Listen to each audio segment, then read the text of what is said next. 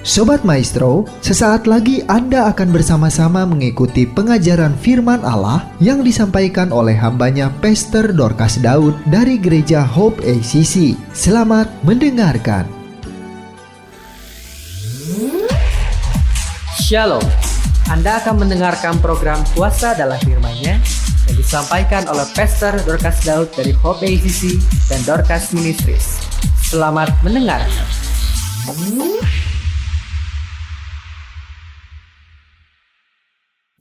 Beberapa tahun terakhir dari mulai kerusuhan 98 terus kesini dan kesini dan kesini dan kesini, penglihatan yang buruk terus yang terjadi.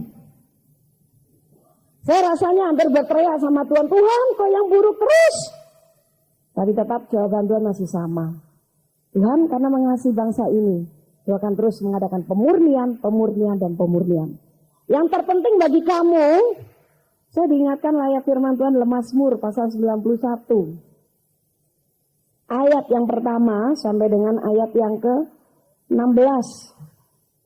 Orang yang duduk dalam lindungan yang maha tinggi dan bermalam dalam naungan yang maha kuasa akan berkata kepada Tuhan, tempat perlindunganku dan kubu bertahananku, Allahku yang kupercayai. Sungguh dialah yang akan melepaskan engkau dari jerat penangkap burung, dari penyakit sampar yang busuk. Dengan kepatnya ia akan menudungi engkau. Di bawah sayapnya engkau akan berlindung. Kesetiaannya ialah perisai dan pagar tembok. Engkau tak usah takut terhadap kedahsyatan malam, terhadap panah yang terbang di waktu siang, terhadap penyakit sampar yang berjalan di dalam gelap, terhadap penyakit menular yang mengamuk di waktu petang. Walau 1.000 orang rebah di sisimu dan 10.000 di sebelah kananmu, tetapi itu tidak akan menimpamu.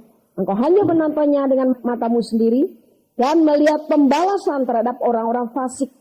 Sebab Tuhan ialah tempat perlindunganmu, yang maha tinggi telah kau buat tempat perteduhanmu. Malapetaka tidak akan menimpa kamu, dan tulah tidak akan mendekat kepada kemahmu. Sebab malaikat-malaikatnya akan diperintahkannya kepadamu untuk menjaga engkau di segala jalanmu.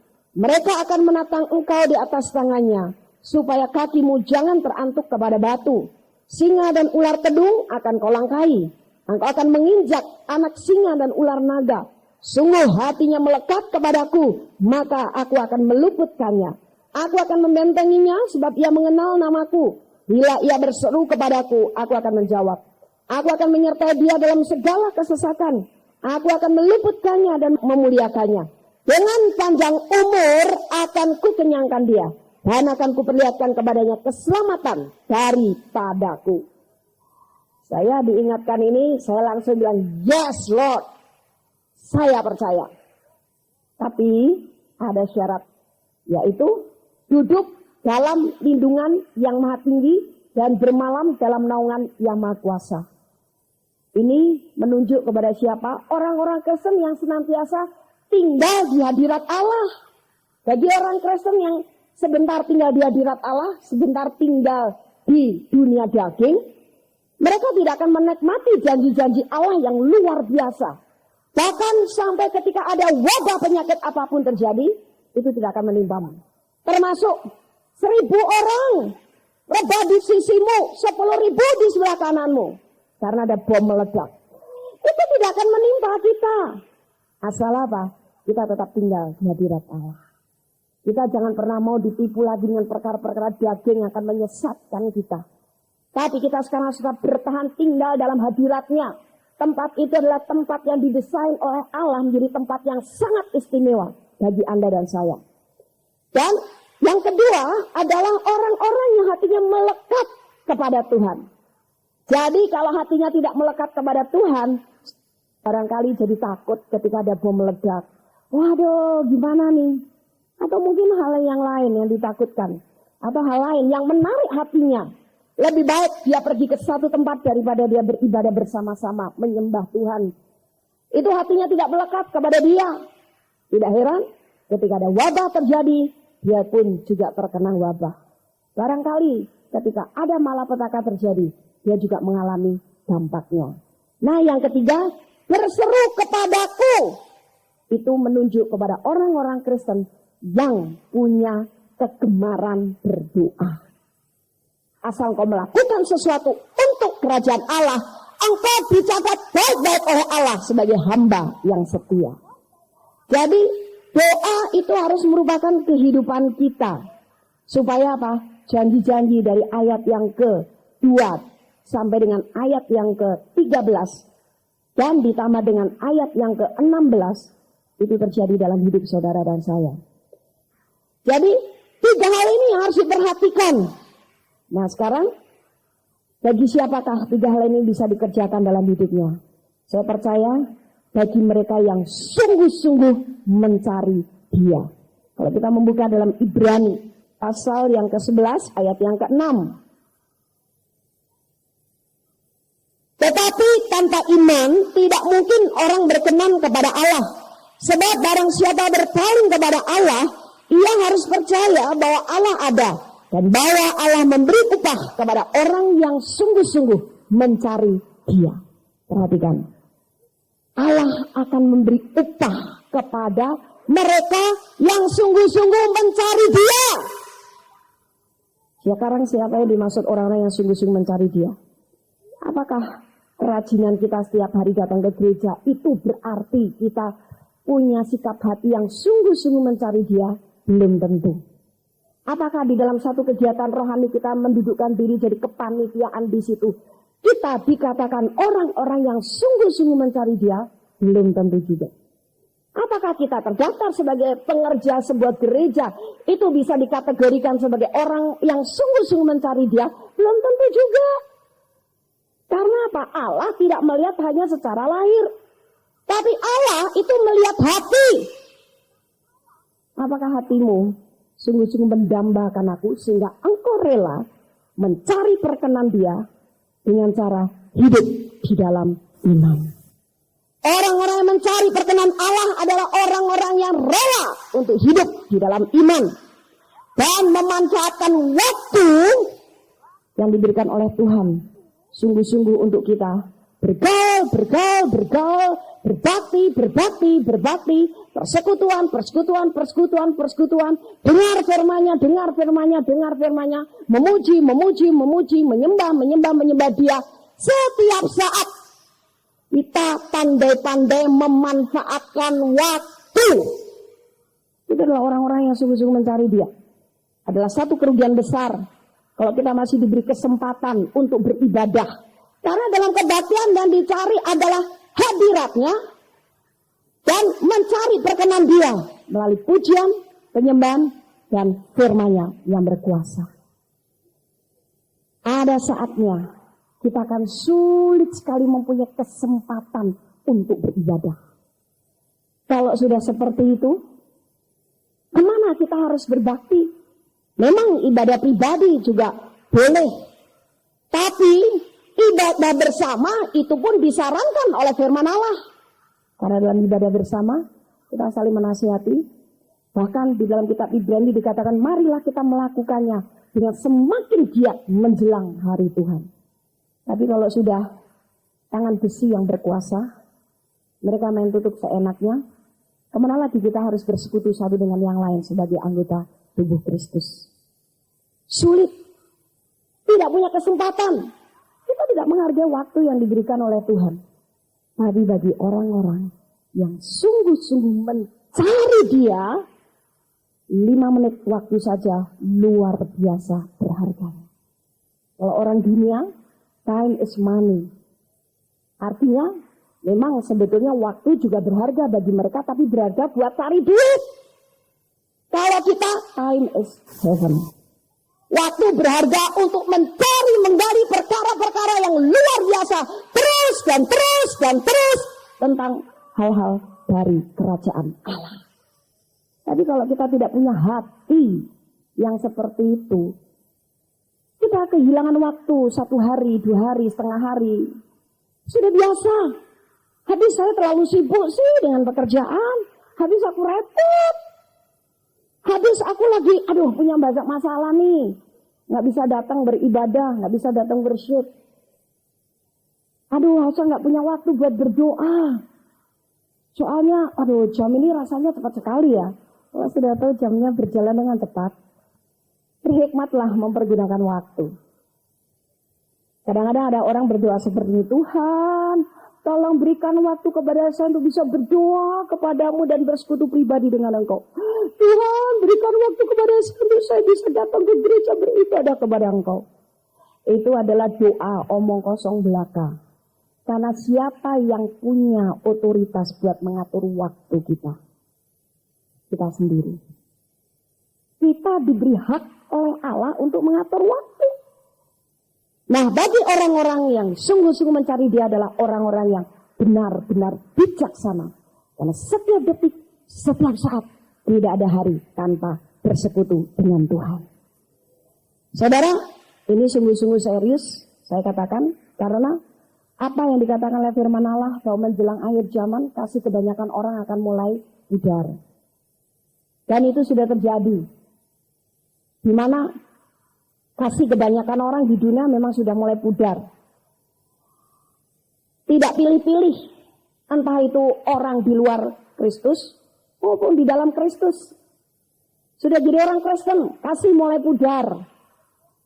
Tidak heran bagi orang dunia yang sudah tidak hidup di dalam kasih. Membunuh itu biasa. Merampok itu biasa. Melukai orang lain itu biasa. Dan kadang-kadang walaupun mereka sudah melakukan itu, tidak merasa berdosa, tentu saja, karena mereka sudah berdarah dingin. Tapi juga tidak sedikit orang-orang Kristen hidup dalam kepudaran kasih. Tidak sehangat dan tidak sedahsyat dahulu. Kasih kepada Tuhan, kasih kepada sesama, kasih kepada saudara seiman. Dan itu juga sudah menganggap biasa-biasa saja. Hati-hati saudara. Waktu-waktu yang sudah semakin hari semakin singkat. Walaupun saya sendiri juga tidak tahu kapan Yesus datang kedua kalinya. Waktu itu pasti datang. Dan sekarang semakin mendekatinya. Itu sebabnya pergunakan waktu sebaik-baiknya. Saudara, dalam rangka saya memahami akan waktu yang semakin sempit, saya selalu berdoa begini kepada Tuhan. Tuhan, berikan kepada saya roh hikmat dan roh yang bijaksana untuk bisa memanfaatkan waktu, sehingga dalam waktu yang semakin sempit ini saya semakin bisa menjadi orang yang produktif untuk kerajaan Allah. Saya tahu tanpa kekuatan Dia saya tidak mampu melakukannya, karena tidak ada satu manusia pun yang punya kehebatan luar biasa selain dia ditolong oleh Roh Kudus. Jadi bagian saya adalah meminta roh hikmat dan roh yang bijaksana untuk bisa memanfaatkan waktu. Apa yang terjadi? Sungguh di tengah kesibukan pelayanan saya, ternyata saya masih merasa punya waktu banyak untuk bisa berdoa. Sekalipun kadang-kadang saya pulang pelayanan 11:30. Kadang-kadang saya sehari khotbah 2 kali atau walaupun seharian, tapi dari pagi sampai sore. Barangkali kalau kita membayangkan secara daging, aduh capeknya kayak apa ya. Jadi ketika saya minta roh hikmat dan roh yang bijaksana untuk bisa mengatur waktu, ada saja ide daripada Tuhan atau hikmat Allah untuk saya bisa atur waktu. Sekalipun dalam keadaan padat seperti itu, saya berdoa, saya tak pernah mengalami kelelahan. Bahkan ketika saya berdoa, saya makin merasa segar, makin merasa kuat, makin merasa penuh dengan ide-ide untuk kerajaan Allah. Tadi saja saya terima SMS. Bu, mengapa ya Bu ya, saya ini kok orangnya cepat lelah. Apalagi kalau pelayanan, apalagi kalau berdoa. Loh, kaget. Pelayanan berdoa kok bisa capek. Ini pasti apa? Salah mempergunakan waktu. Dia tidak berhikmat, dia tidak bijaksana mempergunakan waktu. Kalau dia berhikmat dan bijaksana mempergunakan waktu, kita bisa atur waktu itu sedemikian rupa sehingga kita bisa menerima dan melakukan hal-hal yang luar biasa. Jadi Allah itu ingin supaya kita sungguh-sungguh mencari Dia. Sungguh-sungguh mencari Dia sehingga kita bukan hanya mencari Dia dengan setengah hati. Ya, nanti kalau saya ada waktu ya saya datang worship. Kalau nggak ada waktu ya sorry saja. Seringkali ada orang telepon kepada saya, Bu, kapan saya bisa ketemu Ibu secara pribadi?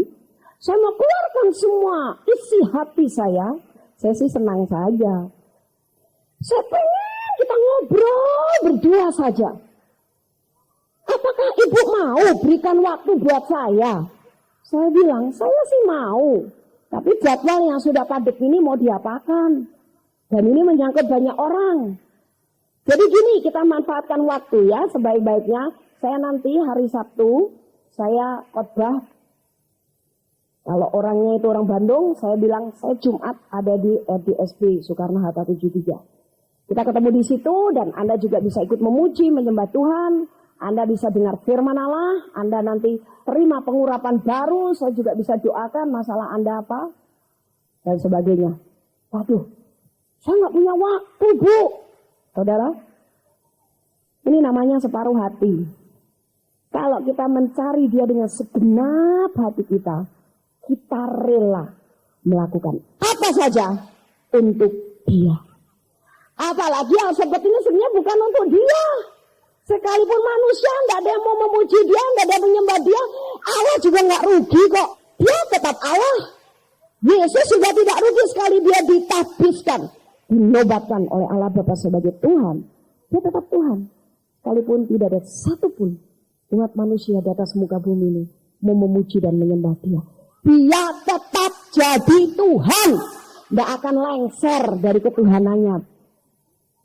Kalau kita nggak mau datang juga nggak rugi, kita nggak beribadah tidak rugi, kita tidak mau memuji, menyembah Dia tidak rugi, tidak mau baca firman-Nya tidak rugi, tidak mau percaya pun Dia tidak pernah rugi. Tapi siapa yang rugi? Kita. Karena sebenarnya yang butuh siapa sih? Yang butuh kita. Anda bayangkan ketika Anda butuh sesuatu, bagaimana Anda berusaha untuk mendapatkannya? Nah, lakukanlah sekarang sama untuk perkara-perkara rohani. Bagaimana engkau akan berkenan di hatinya Allah? Kalau engkau hidup dalam iman, kata Ibrani pasal 11 ayat 6 tadi. Dan orang yang hidup dalam iman pasti dia akan sungguh-sungguh mencari Dia.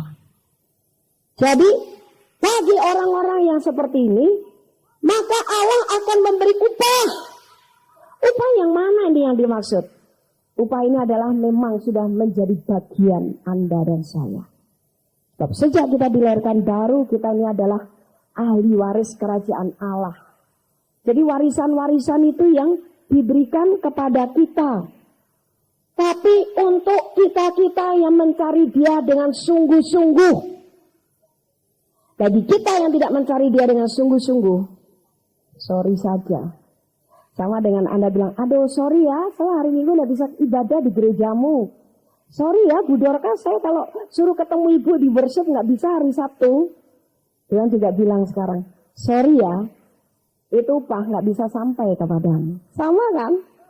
Kita maunya Tuhan mengerti terus kepada kita, tapi kita tidak pernah mau mengerti rencana dan kehendak Tuhan. Jadi kalau Tuhan bilang sorry, boleh saja. Masa yang boleh bilang sorry cuma kita-kita saja? Tuhan boleh dong, kalau apa? Kalau kita tidak mencari Dia dengan sungguh-sungguh. Nah, itu yang akan memberi kesempatan kepada kegagalan demi kegagalan masuk. Perasaan tidak damai sejahtera, perasaan tidak sukacita, perasaan terancam, ketakutan, khawatir, sakit penyakit, barangkali kegelisahan dan masih banyak lagi. Karena ketika kita tidak sungguh-sungguh mencari Dia, kita sedang menjauh dari Dia. Ketika kita tidak sungguh-sungguh membaca firman Allah, kita menjauh dari Dia. Ketika kita tidak sungguh-sungguh beribadah secara pribadi maupun bersama-sama, kita sedang menjauh daripada Dia. Walaupun Tuhan tidak suka menjauh dari saudara dan saya.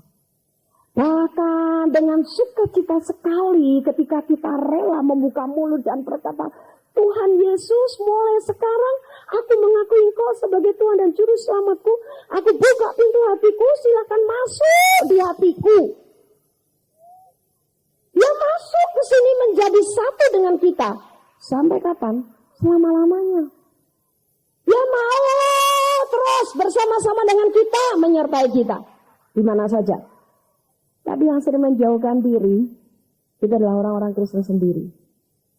Itu sebabnya dia tidak menganggap kehadiran Tuhan di hatinya, dia tidak menganggap kepemimpinan Tuhan di dalam hidupnya, dan lain sebagainya, dan lain sebagainya.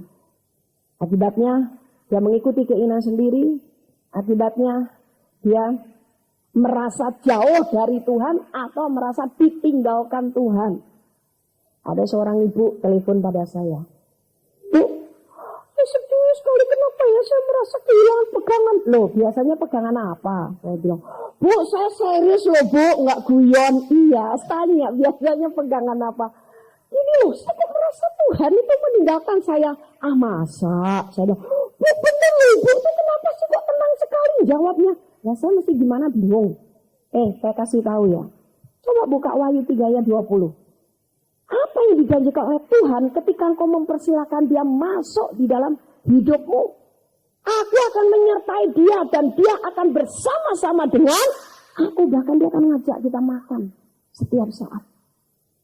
Sekali engkau mengundang dia masuk dan tinggal dalam hidupmu, dia tidak pernah meninggalkan Anda. Yang meninggalkan dia itu Anda. Walaupun Tuhan ditinggalkan oleh Anda, dia tetap setia ada di hati kita. Rohnya berduka memang, karena kita tidak pedulikan, karena kita tidak hargai kehadirannya. Akibatnya, kita merasa tertekan, kita merasa cemas, kita merasa gelisah. Pencuri masuk banyak-banyak, mencuri damai sejahtera kita.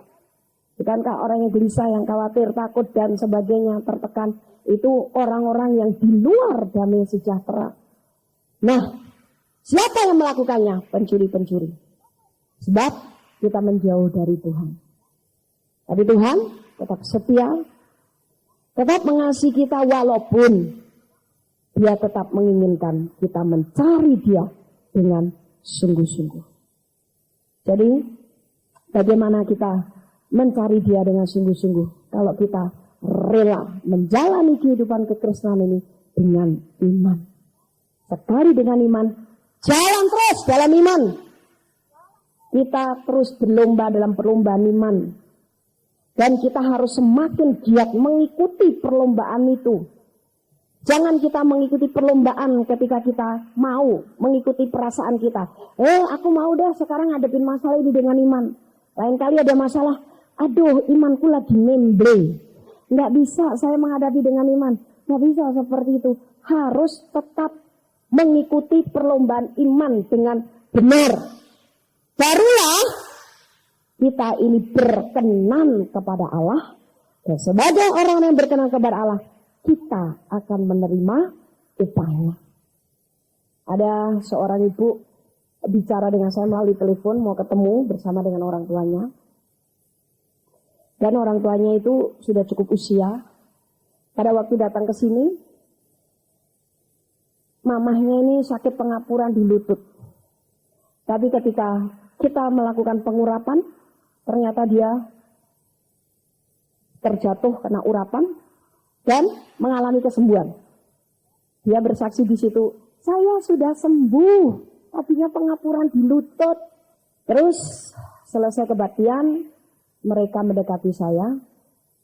Sebenarnya saya sudah lupa mendoakan mereka karena terlalu banyak yang didoakan. Saya tidak mungkin menyimpan dalam memori saya satu-satu. Baru kalau mereka ada kesaksian, telepon kepada saya. Nah, saya diingatkan, itu loh Bu yang begini-begini baru saya ingat. Nah, ibu ini juga seperti itu. Saya terima telepon dari ibu ini. Dia bilang begini, Bu, saya ibu ini. Kata Bu, terima kasih sekali. Waduh, Tuhan kita tuh luar biasa. Saya tanya, ini siapa? Saya ibu ini, iya ibu ini. Banyak yang namanya itu, jadi yang mana? Itu yang didoain di worship. Iya, yang saya doakan di worship juga banyak. Tolong ceritakan secara detail. Itu loh yang sama orang tua saya yang sudah cukup usia. Dan waktu itu saya mau ketemu ibu, tapi ibu nggak ada waktu. Minta saya datang ke worship. Oh iya, kata saya. Gimana? Waduh, terima kasih. Betul. Tuhan itu luar biasa dan aduh Bu,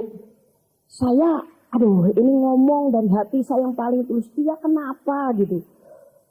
Oh, baru kali ini doa yang saya terima itu cesplung, Bu. Padahal maaf, masalah saya ini sebetulnya sudah saya bawa ke begitu banyak hamba Tuhan. Bahkan hamba Tuhan itu sudah melayani di televisi. Dan mereka sudah doakan saya panjang-panjang. Mereka katanya terbeban dengan keadaan kami. Tapi ternyata kok gak manjur. Nah, Ibu waktu itu malam itu berdoa dengan kami. Sebentar saja doanya, ternyata cesplung. Saya masih mikir yang mana ini doanya. Saya pikir mamanya yang sembuh. Apa maunya sembuh? Oh iya betul, memang mama saya sembuh. Tadinya dia tidak bisa jongkok, sekarang sudah bisa jongkok. Terus akhirnya dia buka kartu. Yaudah, saya cerita lagi deh, Bu. Itu loh, Bu. Saya waktu itu datang ke saya. Mereka orang tuanya ditipu oleh rekan bisnisnya habis-habisan sampai tidak punya apa-apa. Ketika datang kepada saya, mereka minta didoakan supaya mereka berhasil mengajukan kredit. Saya bilang, oh kalau untuk mengajukan kredit, sorry ya, saya tidak mau mendukung. Saya nggak mau kompromi. Kenapa? Sebab firman Allah berkata, jangan kamu berutang apa-apa kepada siapapun juga. Jadi kalau mau kredit, silahkan jalan sendiri. Tapi kalau ibu mau menghadapi dengan iman, nah saya mau dukung. Karena itu sama dengan saya, sehati dengan saya, pasti terjadi. Doa orang sehati itu pasti terjadi. Coba sekarang belajar taat kepada firman Allah. Karena kalau kita taat, berarti kita berjalan dengan iman. Kita menjadi orang yang berkenan di hadapan Allah dan kita akan menerima upahnya. Jadi gimana? Mau menjadi orang berkenan dan menerima upahnya? Atau berkat kita, bagian kita? Atau mau nekat jalan sendiri mengajukan kreditan? Wah, tapi bagaimana ibu? Barangkali dia mikir, aduh ini si ibu kok galak amat sih. Kali-kali harus galak supaya apa? Jiwa orang Kristen yang manja, tidak mau taat kepada firman, itu bertobat. Kadang-kadang kalau nggak diingatkan firman yang keras, kebenarannya, aduh jiwa ini mau nyelonong aja kemana-mana. Nanti kalau sudah sakit, kalau sudah kena benturan, langsung, aduh Tuhan kenapa bisa begini, tidak tolong. Nah padahal tadinya sudah diingatkan firman, nggak mau taat. Sekarang kebentur tembok, baru, tolong dong doain, aduh Tuhan. Jadi dari awal saya ingatkan firman bilang, jangan kamu berutang apa-apa. Apa mengajukan kredit ke bank berutang? Berutang, saya bilang. Kalau Anda mau dengan iman, modal itu bisa diterima dengan iman. Oh iya. Jadi mau sehati dengan saya? Iya Bu. Oke. Kalau begitu, pertama taat firman, ampuni dulu orangnya yang membawa kabur uang papa mama. Oke, mereka udah mengampuni. Tuhan, kami mengampuni ini. Sekarang sudah mengampuni. Langkah kedua, bilang dengan iman sesuai firman Allah. Tuhan, kami butuh modal. Saya percaya Engkau yang menyediakan modal itu. Haleluya, amin. Saya tinggal menggarisbawahi. Amin Tuhan, sekarang saya berdoa buat mereka. Engkau yang memberikan hikmat kepada mereka. Usaha apakah yang harus mereka jalankan. Dan saya percaya modal itu sudah Engkau berikan. Sudah Engkau sediakan. Terima kasih Tuhan Yesus. Haleluya. Amin. Dan urapan berkat mengalir atas keluarga ini. Segala kutuk dilepaskan. Sekarang kutuk sudah diganti dengan berkat yang berlimpah-limpah. Amin. Nah kurang lebih saya berdoa. Selesai berdoa, sudah pulang. Nah kemudian 3 hari yang lalu itulah ibu ini telepon. Dia bilang, waduh Bu, saya sebenarnya malu cerita. Tapi enggak apa-apa. Ini demi kemuliaan Tuhan. Sebetulnya Bu, kami datang ke worship itu, kami itu sudah 2 hari tidak bisa makan. Saya kaget. Sebegitu parahnya keuangan mereka sampai tidak bisa makan. Masa? Saya bilang, betul Bu, betul. Betul. Terus minum tapi, ya minum lah. Ya kami menganggap, oke lah, ini anggap aja ini sedang puasa. Dalam hati saya puasa terpaksa. Ternyata saya sudah berdoa sama ibu malam-malam. Ada orang telepon kepada ibu saya. Nah, kami juga tidak kami sangkakan memang masih kerabat sendiri. Mereka datang ke rumah. Telepon mau datang ke rumah untuk apa ibu? Nganter berkat 1 juta rupiah. Nah, sesudah itu barulah kami makan enak dan enak terus. Petrus. Haleluya. Wah, Bu, betul-betul Bu ini. Luar biasa, sudah lama tidak makan enak katanya. Puji Tuhan. Nah, terus ada lagi nih Bu ya. Ada lagi Bu. Betul-betul katanya. Betul-betul. Ini doa Ibu nih just bilang, iya betul-betul. Iya, kenapa betul-betulnya? Sesudah itu juga, itu seperti Tuhan kasih hikmat kepada kami. Buka pom bensin. Oh, puji Tuhan, itu roh hikmat. Iya, seperti apa yang Bu doakan. Dan ketika kami punya ide buka pom bensin, ada seorang Kristen memperkenalkan kami dengan orang Kristen yang lain, kaya, punya duit, punya modal, dipertemukan. Nanti kami ini jam 7 malam kami ketemu. Mereka siap mendanai modal pom bensin 2 miliar rupiah. Saya bilang, oh begitu cerita? Iya Bu, itu sebabnya luar biasa sekali. Padahal saya ini punya masalah begini sudah berbulan-bulan lama sekali. Sampai stres katanya. Kami ini begitu berdoa di aneks. Kita berdoa, ternyata Tuhan buka jalan. Saya bilang, itulah keuntungan dan berkat orang Kristen yang mau hidup dalam iman. Coba kalau waktu itu Ibu ngotot mau mengajukan kredit ke bank, waduh rumah udah disita, apalagi yang bakal disita. Belum tentu usahanya juga jalan karena modalnya melanggar firman. Kalau Anda mau menjadi orang yang berkenan, bertahan hidup dalam iman sesuai dengan firman Allah. Apa yang terjadi ketika kita bertahan hidup dalam iman?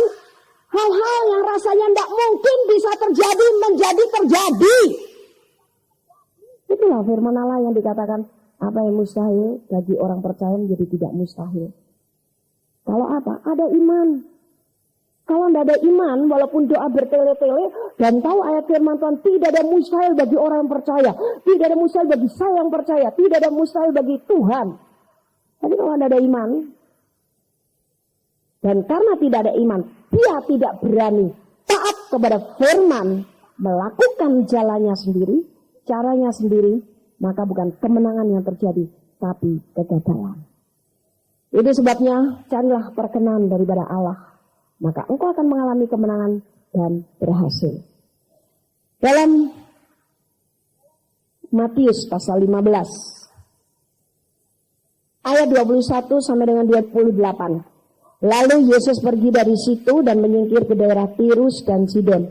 Maka datanglah seorang perempuan Kanaan dari daerah itu dan berseru, "Kasihanilah aku ya Tuhan, anak Daud, karena anakku perempuan kerasukan setan dan sangat menderita." Tetapi Yesus sama sekali tidak menjawabnya. Lalu murid-muridnya datang dan meminta kepadanya, "Suruhlah ia pergi, ia mengikuti kita dengan berteriak-teriak." Jawab Yesus, "Aku diutus hanya kepada domba-domba yang hilang dari umat Israel." Tetapi perempuan itu mendekat dan menyembah dia sambil berkata, "Tuhan, tolonglah aku." Tetapi Yesus menjawab, "Tidak patut mengambil roti yang disediakan bagi anak-anak dan melemparkannya kepada anjing." Kata perempuan itu, "Benar Tuhan, namun anjing itu makan remah-remah yang jatuh dari meja tuannya." Maka Yesus menjawab dan berkata kepadanya, "Hai ibu, besar imanmu, maka jadilah kepadamu seperti yang kau kehendaki." Dan seketika itu juga anaknya sembuh. Ada satu kisah di mana seorang perempuan punya anak yang sakit.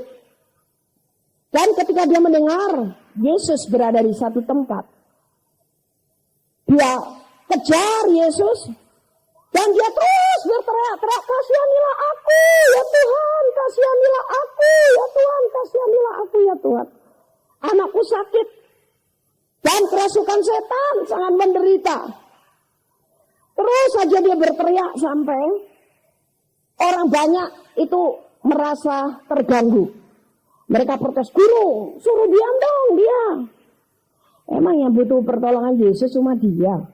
Yang butuh belas kasihan Yesus cuma dia. Kira-kira begitulah yang terlintas dalam pikirannya orang banyak itu. Tapi Yesus diam saja. Dan sekalipun perempuan itu tidak henti-hentinya berteriak, "Kasihanilah aku, kasihanilah aku, kasihanilah aku." Yesus tetap tidak bertindak apa-apa, tidak memberikan tanggapan, bahkan menoleh pun tidak. Kenapa ya? Apa Yesus sekejam itu? Apa Yesus juga sudah mengalami krisis kasih? Seperti orang kebanyakan sekarang. Kasih kebanyakan orang sudah hambar. Apa begitu? Tentu saja tidak. Yesus itu sumber kasih. Bahkan karena dia adalah bagian daripada Allah, dia juga kasih itu sendiri. Jadi tidak mungkin krisis kasih. Apa Yesus tidak mendengar? Mendengar, orang banyak aja mendengar. Apa Yesus tidak punya iman untuk bisa menolong perempuan ini? Bisa. Tapi ada satu hal yang menarik perhatian saya ketika saya dapat ayat ini. Coba perhatikan perkataan daripada perempuan itu ketika pertama kali dia datang kepada Yesus. Dia mengatakan, "Kasihanilah aku ya Tuhan, anak Daud." Artinya apa? Artinya dia menjadi orang yang egois, mementingkan diri sendiri.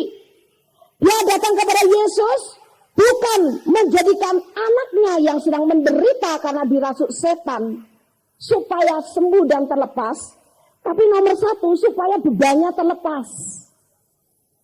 Itu sebabnya dia berteriak, "Kasihanilah aku ya Tuhan."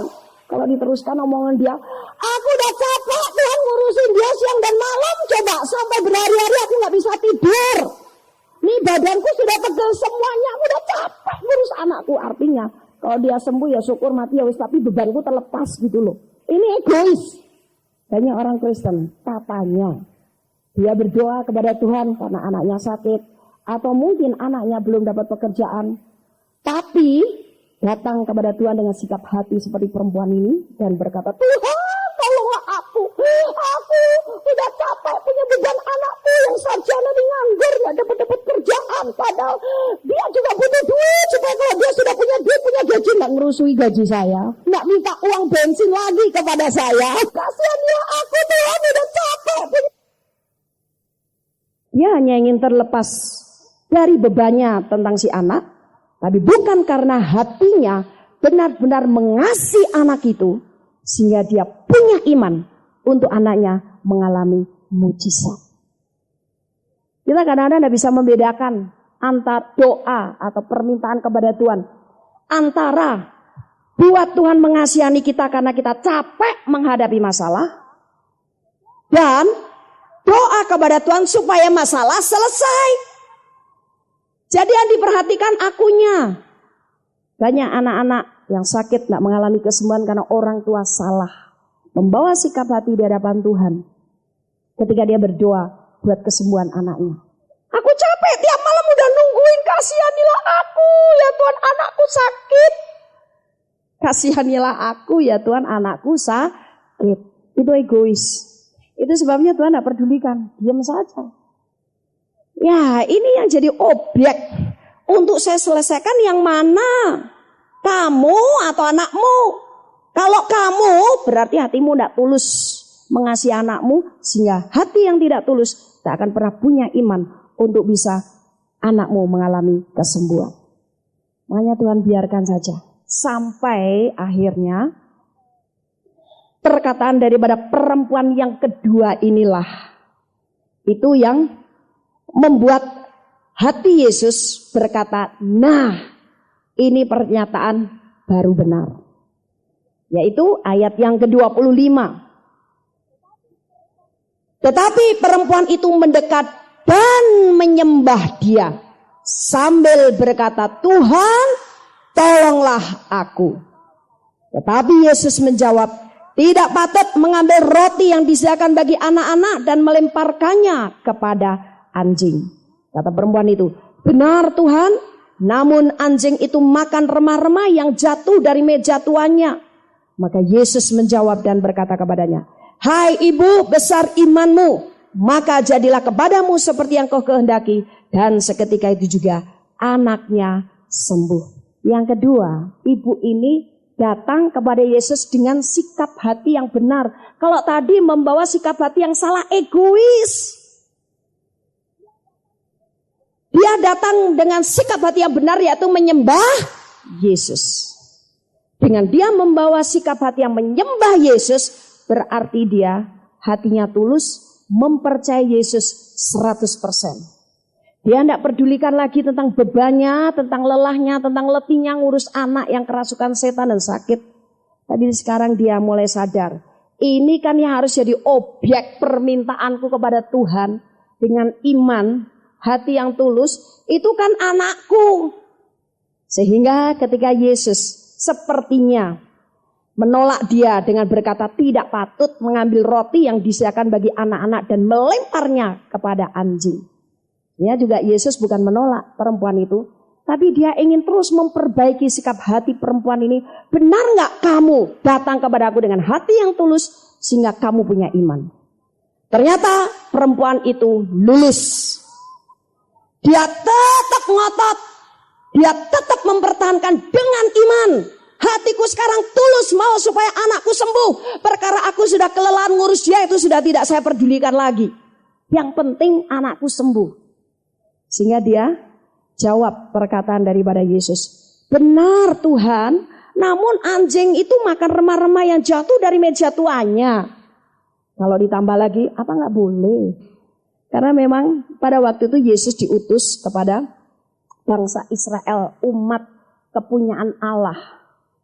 Itu sebabnya Yesus berkata, aku diutus hanya kepada domba-domba yang hilang dari umat Israel. Tapi perempuan ini ternyata gigih mempertahankan imannya.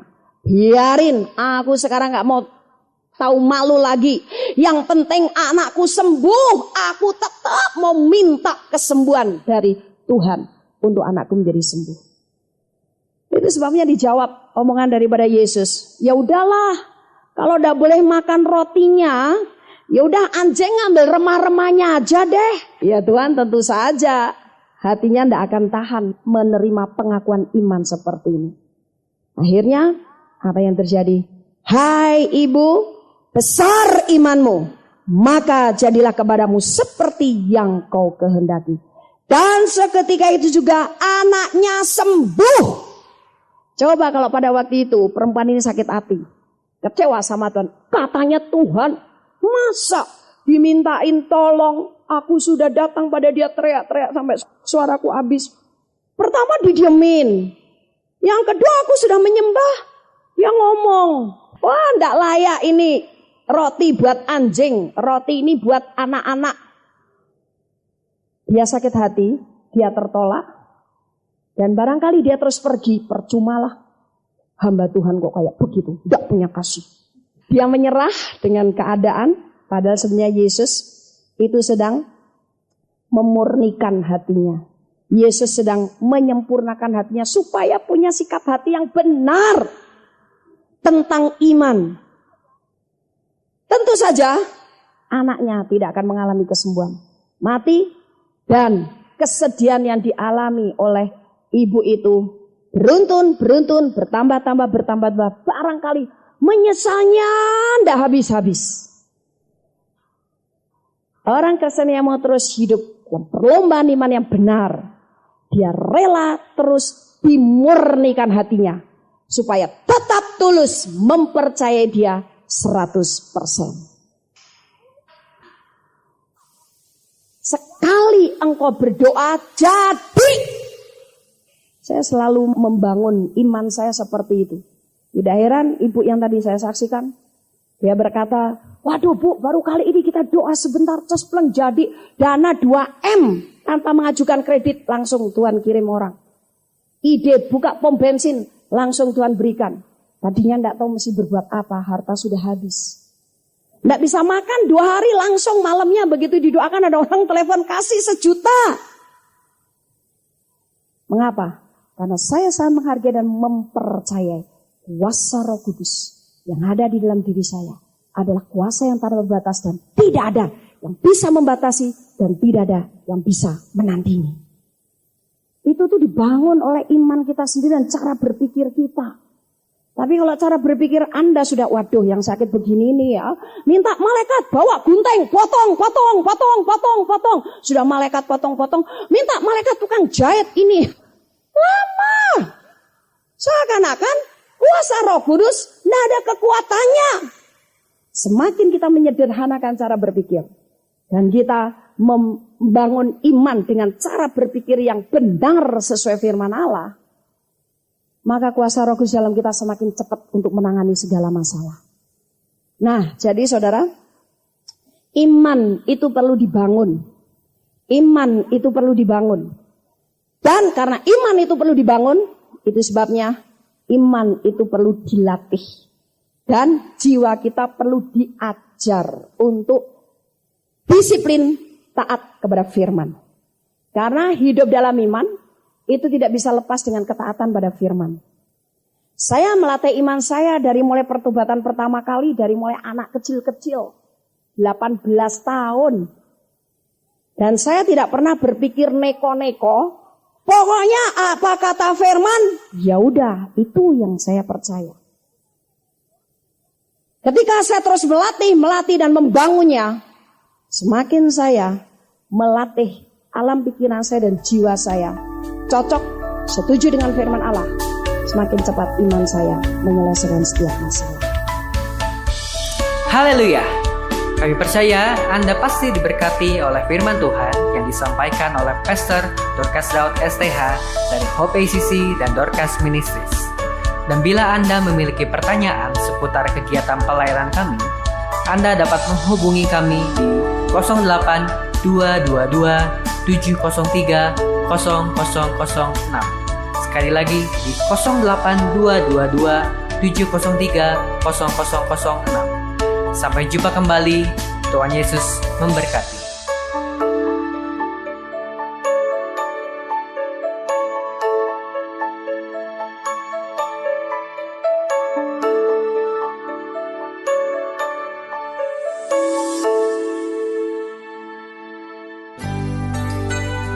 Demikianlah firman Tuhan yang berkuasa telah kita dengar bersama-sama. Dan kami percaya Anda sangat diberkati.